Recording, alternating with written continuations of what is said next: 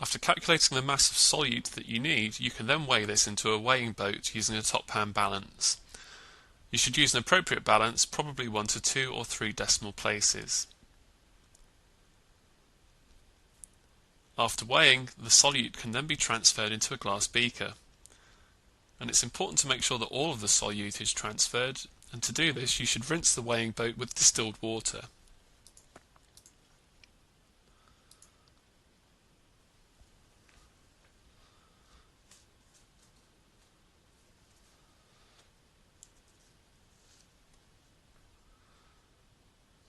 You now need to ensure that all of the solute has been dissolved in distilled water, so you should add more water if required, and you should swirl the solution.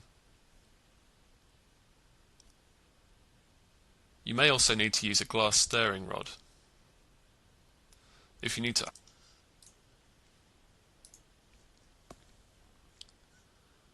And once you're happy that all of the solute has dissolved, you can transfer your solution into a volumetric flask using a glass funnel. Take care not to spill any solution, because if you do so, you will have to start the whole process again.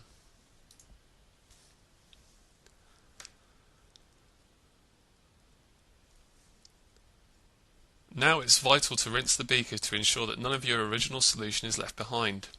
You will be required to do this a number of times, and if you're not sure what the guidelines from your teacher are, ask how many times you should do this. In any case, it should be 2 or 3 times. And having rinsed the beaker, it's also important to rinse the glass funnel to make sure that none of the original solution is left in there either. Once you're happy with the rinsing, you can remove the funnel and place a stopper into the volumetric flask. And gently shaking the flask at this stage ensures that all of the solute is in solution, and is easier to do than when the flask has been topped up with water.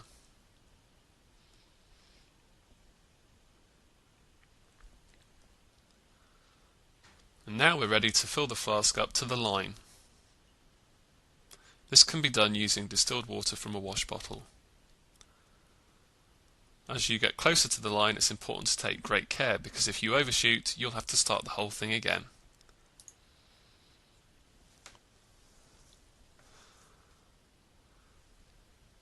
When you're within a couple of centimetres of the line, make sure you're viewing at eye level and add the water very slowly in small portions until the bottom of the meniscus is touching the line.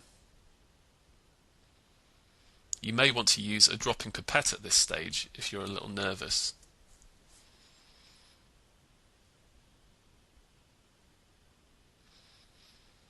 And here you can see that the bottom of the meniscus is touching the line, so we've filled the flask to the correct level.